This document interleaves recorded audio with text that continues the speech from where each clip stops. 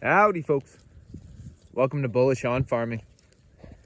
Today's March 24th, midday check on the herd, moved them this morning. March 15th, we had opened up a new pastured paddock, the first one we had opened up since January or so, and we resumed grazing. And in that time, let's see, we're the 24th now, 9 days in. Off of a section that we had opened up there, lasted about 9 days, and we rolled out a bale of hay every 3 days. And so we've been supplementing our grazing while the weather's still quite cold, or it can be at least. And you know, you have cold nights, warmer days, making sure those cows have some good green hay, especially since they came off bale grazing. So as they transition to grass, you know, any animal, it's always good to introduce new types of feed in increments. And you know, if you had to put your cows to just grass like what we have, which is stockpiled, nothing special, but it's rested for a year, and a lot of it was fescue that just kind of over here less so. But what I'm trying to say is those spring grasses, you know, they went ahead, they dried out, which is great. They added to the seed bank. But a lot of it is just carbon cover at this point. And, you know, a lot of the orchard grasses and the summer grasses are there, but I would say that our warm season grasses are pretty, the presence of those is pretty weak. Nonetheless, it's a great field to have a winter program like we do. We have a pond at the other end, which is a natural source of water. That's going great. We have about, I think it's about a 25-acre field that for our 25 animals, which is what our herd is at currently, we're able to winter graze this field. And that's bale grazing when grazing conditions aren't favorable, and then resuming grazing like we are and have been for the past week and a half, which is grazing when conditions are favorable. Now, some people may think grazing conditions aren't favorable in dormant seasons. And I think in theory, by textbook, if you're trying to get summer grass in the fall and in the winter, then you're right.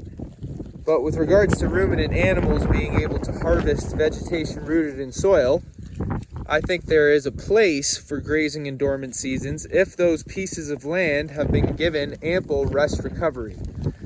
That would be different from field to field, but typically the stockpiled field is rested, and in my experience, you know, you can graze it in June, depending on the season you're having, to take it down, keep it in a vegetative state, and then grow out from there for a stockpile in the fall, winter. And of course, the stuff that we are grazing right now is winter spring. Spring started a couple days ago, but where we are, spring doesn't really feel like it's set in until, you know, sometimes May. But, you know, it starts to shine more in mid-April, no doubt. But yeah, so, you know, our plan has always been to graze, well, January, February, being our right winter months, are the months that we will have to bale graze. And it seems about, you know, half of December and half of March is pretty fair to consider that we can, we'll have to bale graze. And then, you know, that leaves a month and a half on each side of the shoulder seasons, which amounts to 3 months of grazing.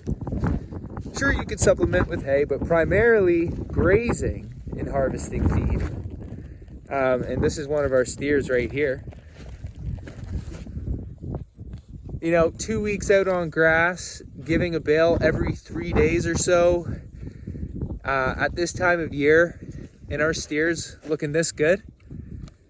You know, I don't see what the downside is other than not having enough land to do this, or not scaling your cows out properly to do something like this, because I've said before, we're around 3 to 3.5 acres per cow, which allows us to move the cows frequently and extend rest periods, and gives us the benefit of having land accessible in typically dormant seasons, because it's left in a different condition than a conventionally grazed field, where all to most of them are completely grazed down by the dormant season. So there's nothing for the animals there. And I mean, take a look at this cover. You know, when you're talking about things being in mud season, I don't see any mud. And the idea is to have pastures that can cover and armor your soil like that, so that you prevent punching and you prevent mudding and you keep pastures intact. And when the root structure is intact and the plants are overwoven and compounded year after year, you know, housing all microbial activity and insects. And as I've said before, life attracts life. The more life you have occurring in your soils is going to be equating to increased fertility, more nutritionally dense beef, and you know, the outpicturing of nature's design in abundance for your land in relationship with the animals and the wildlife. But you know, it's incredible because these animals are nature's design for soil stewardship.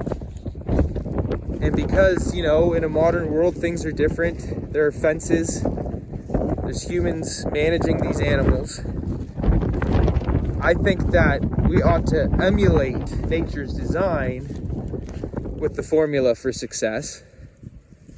And that's a cow right there. But anyways, I'm not saying you should be farming like this, folks. We just show it with enthusiasm here on this channel because that's how we feel called to do what we do. This is another steer here. Mid-March, take a look at what he's eating. 100% grass-fed beef, or finished beef. And I'm probably due to roll out a bale tomorrow morning, but seeing that we just had a fresh move, the cows are excited about this grass. I'm gonna let them go at it for 24 hours because it's gonna be their freshest bites, have the highest energy that this field's gonna offer, or sorry, this section of the field rather. I can feel the wind there. I tried to record some other videos, but the wind was just so bad, the audio is just, there's no point in posting. But anyways, yeah, things are going good.